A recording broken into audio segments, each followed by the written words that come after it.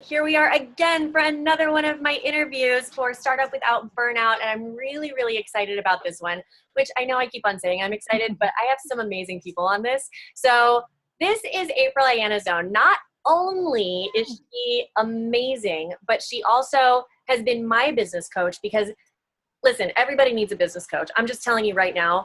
She's like a multitasking crazy, like I thought I was bad, but this woman, so she's basically my sitting COO.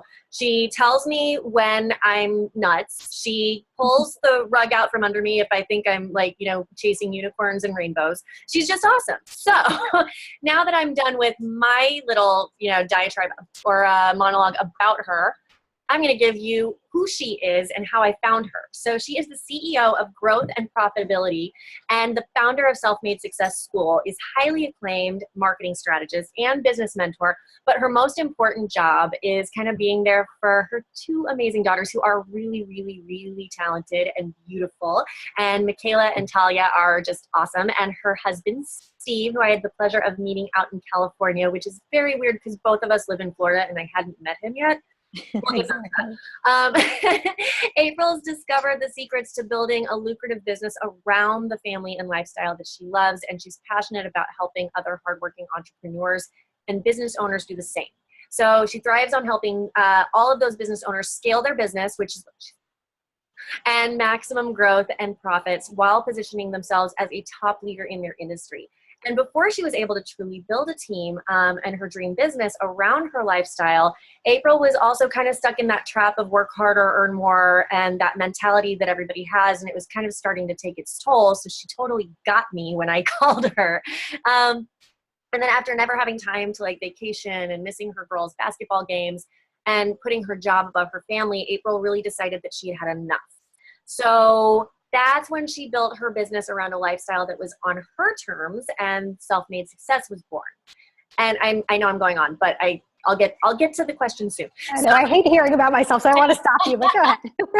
So she's built this multiple six-figure business and multiple of them actually. You've done Self-Made Success, you've done your loans, you've done your, we got some stuff going on over here. Tons of stuff going on. And she did it all in less than a year and now shows other frustrated, exhausted, burned out entrepreneurs that they too can finally achieve the life of success, ease, and freedom that they thought was impossible. And it was a perfect fit because this entire interview series is all about starting up without burning out. So who else would I call? So April. Wow. Thank you so much. First of all, I'm so honored that you wanted me to be a part of this. And I love working with you. You didn't have to go into all of that stuff, but thank you so much. And I wish all of my clients did what I said.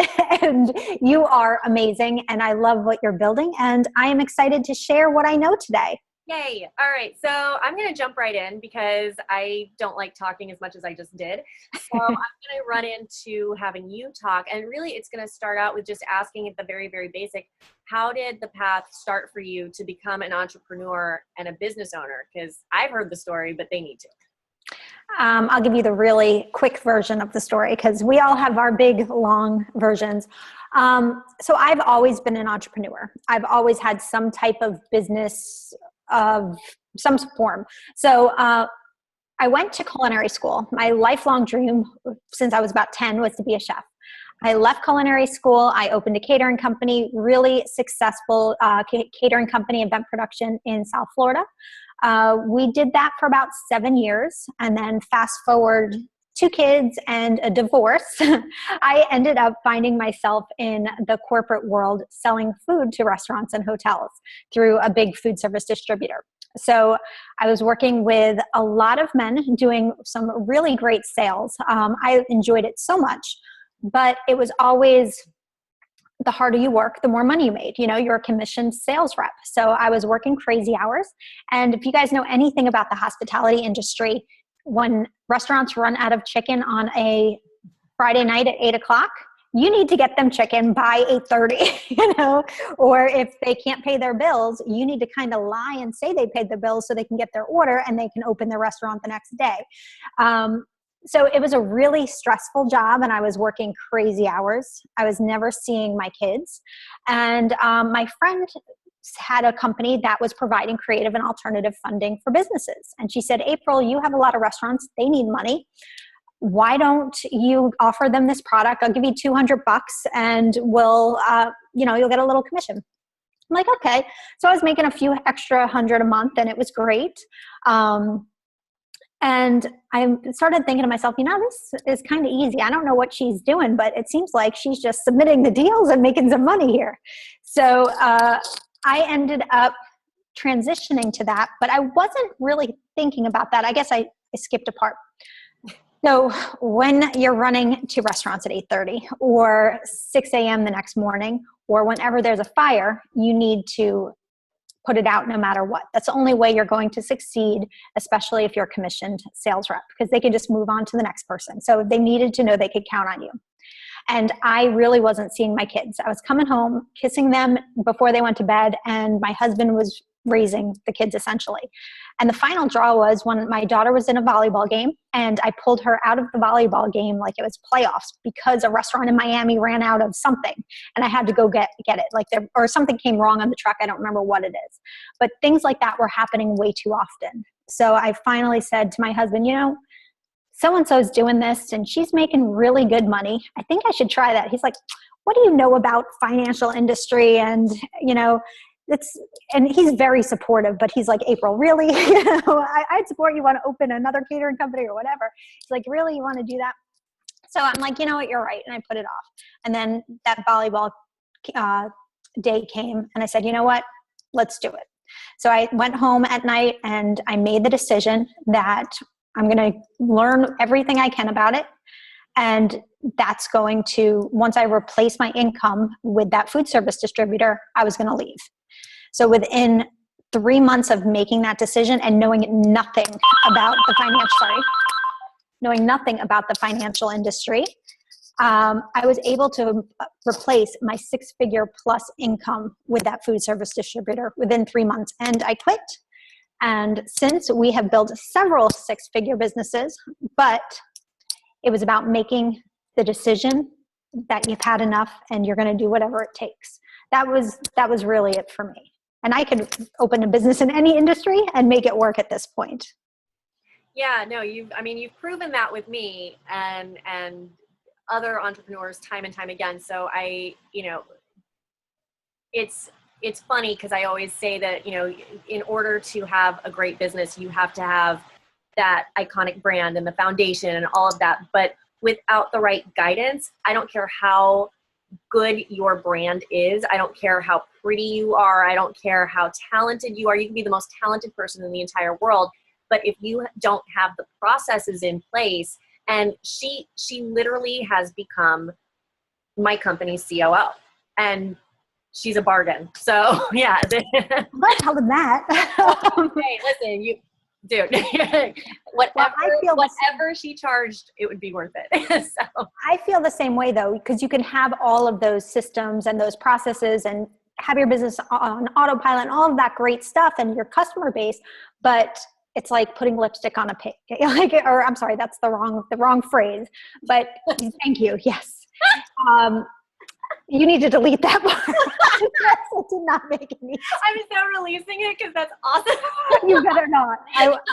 You do not have my permission. I was trying to plug your branding. Yeah, it didn't work. Anyways, going on. Delete. Okay. So anyway, tell me when you're done laughing so I can move on. I'm just going to start putting lipstick on pigs. Oh my God, that could be a campaign. I'm doing it. All right. Anyway. Okay.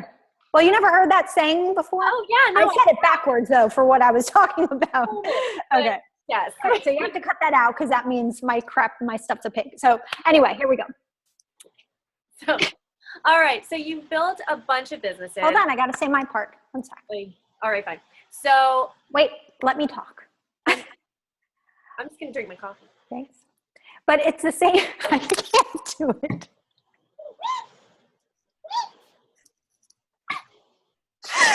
Okay.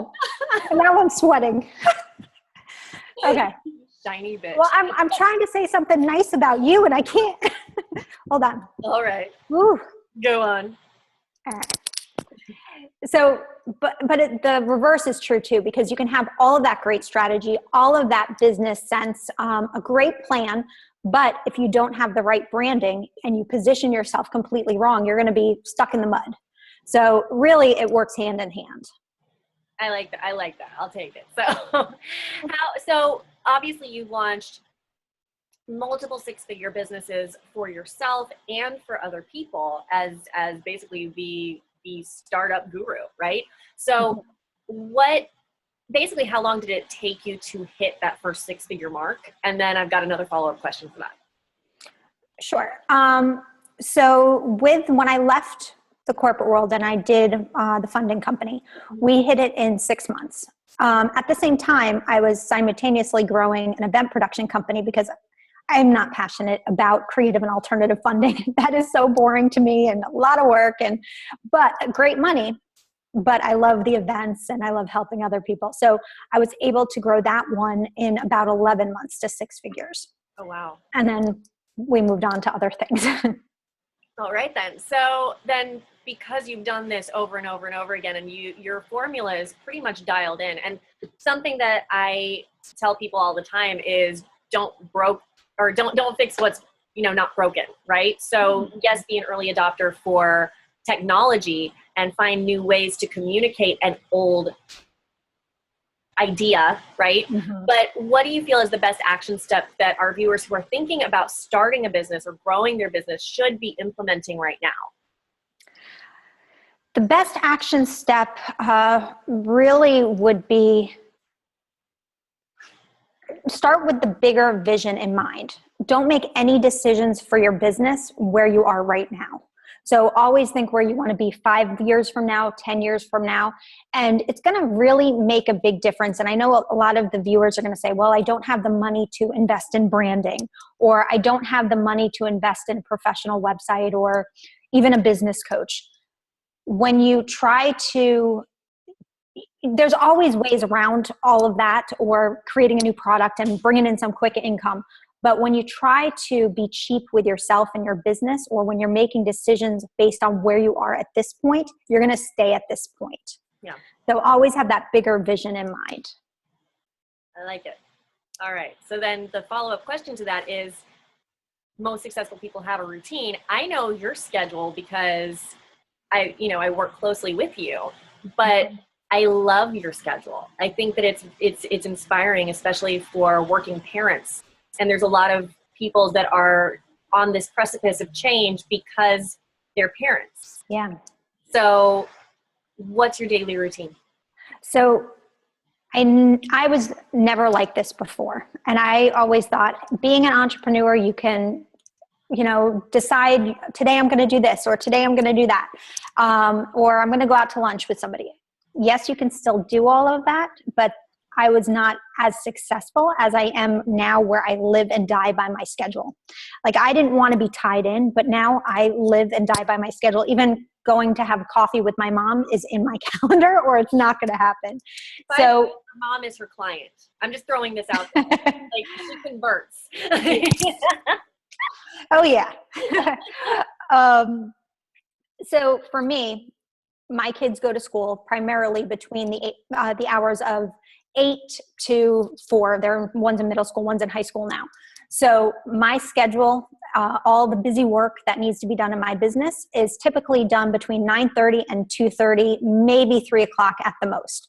And I formulate my schedule so that happens. And then, my workout is scheduled in, my time with my husband, my family, believe it or not, everything is scheduled in so things don't slip. And when you're first starting out, or even now, if I have a big launch coming up, I'm going to work a little bit extra. I'll work at night. But for the most part, there's no more compromising. It's like with your second marriage, you kind of know what you want. You already had all of that bad stuff and you compromise. And then with the second, you're like, you know what? If it's not perfect, we're not doing it. Did you say that? It's true. That's amazing. See, okay, this is why I've never gotten married right here. Like, this is it. I'm like runaway bride. So exactly. Awesome. So, you don't compromise, you know what's important to you, and that's scheduled in first, and everything else is around it. Cool. All right. So because you work by your schedule and you do schedule in your downtime and your uptime and you're very by the book with it, what's the one thing that's actually going to prevent burnout? Because you and I and a lot of other type A personalities, we could go on, burnout doesn't really happen for me just because it's, you click and you just say, all right, no time to burn out, keep on going, but there are some people out there that they are going to come to that head. And that's the whole reason why we're doing this. And that's why, honestly, scheduling and living by your schedule will prevent burnout, because you can schedule in your gym time, or if you are one of those people that gets a massage every week, it's scheduled in, or even your journaling, or, going for walks, that's scheduled in. It's a time where you have your notifications off your phone, your computer. And I know you're like probably thinking, hey, April, I know you have your phone on you. I'm a little bit addicted, and I try to leave it at home, if I'm going to go for a walk for 4 miles in the morning before I sit down at 9:30 at my computer. But you have to take those steps to turn everything off and be fully present in whatever you're doing. The only time it really gets messed up for me is when I travel.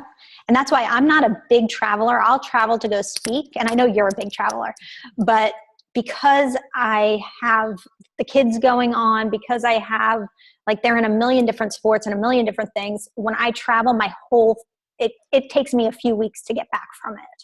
Yeah, absolutely. And just on that, I have my routine even when I travel. I post on my Instagram, there's no excuses, for my workout, my yoga and everything. It helps center.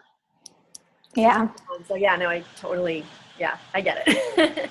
So if you could tell our viewers one thing, just only one thing that would actually help them grow their business. And again, I know you're the systems girl, you know what I mean? And the automation and making it work for you. So I think that they could really benefit from your point of view on what they could do to make their businesses grow without, giving. Can I do two quick ones? Okay.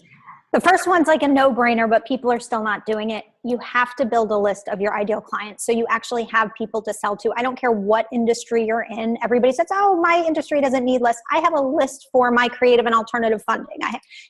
Build very targeted lists right off the bat. Even if you're not ready to sell, even if you're still setting up your company, create a great opt-in and start building your list right away so you have people to sell to when you're ready.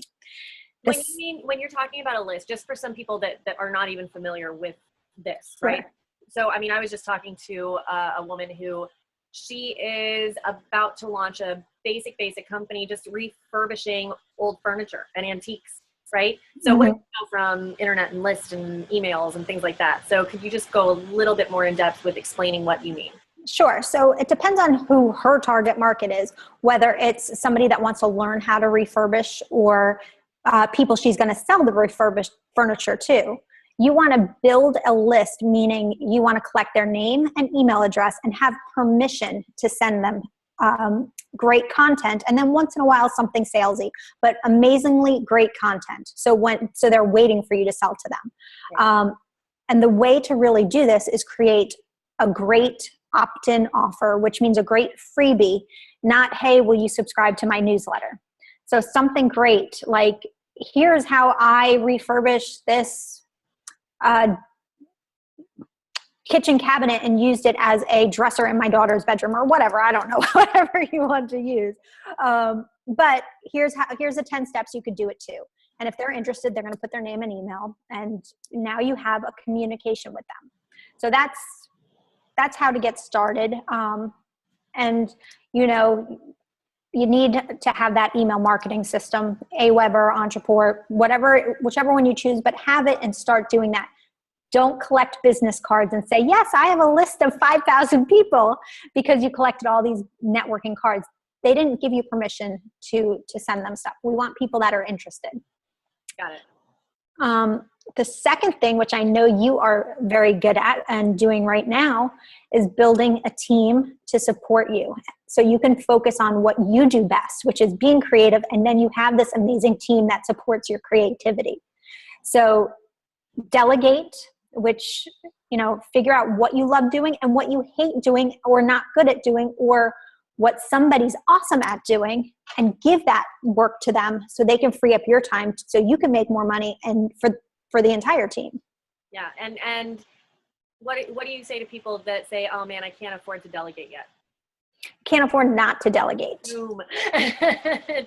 So you can, and you can go, there's places that are less expensive. You can go on upwork.com and find some really good people, fiverr.com, but the amount of time it's going to spend, like if, let's say, you know nothing about Aweber and you want to start building a list, the amount of time you're going to spend teaching yourself Aweber rather than hiring somebody at $11, $25 an hour, $50 an hour, that's going to save you so much time where you could be making $300, $1,000, $2,000 per hour because you're coming up with this new idea or focusing on selling something.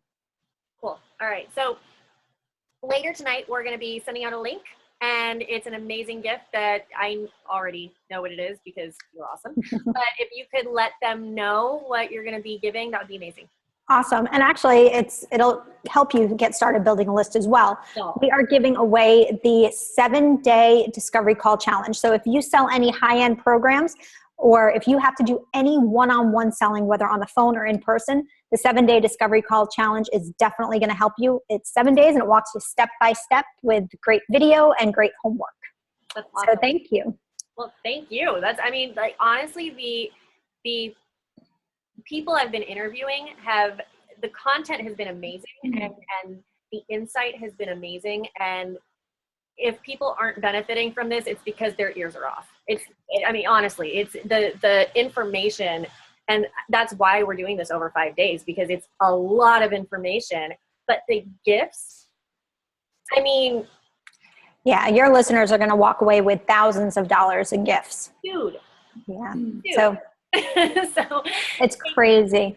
And no problem. And I just want to add, a little plug in there for you. If you haven't yet checked out Alex and her work at Finity Creative, make sure you get that, or I was going to say get that starter bundle, but I forgot what you were calling that. Oh, the Finity Foundations. Yes, because you're giving away a free coaching call, and you're giving away a coaching call in that little package, right? Yep, it's like a 90-minute strategy session on that. Guys, get that branding strategy session with Alex. So I think I'm going to take you up on that. All right. Hey, I'll do it. I'll do it. I probably awesome. So, all right, guys, thank you all for joining us again. And April, always love it. Thank you. All right. Talk to you soon.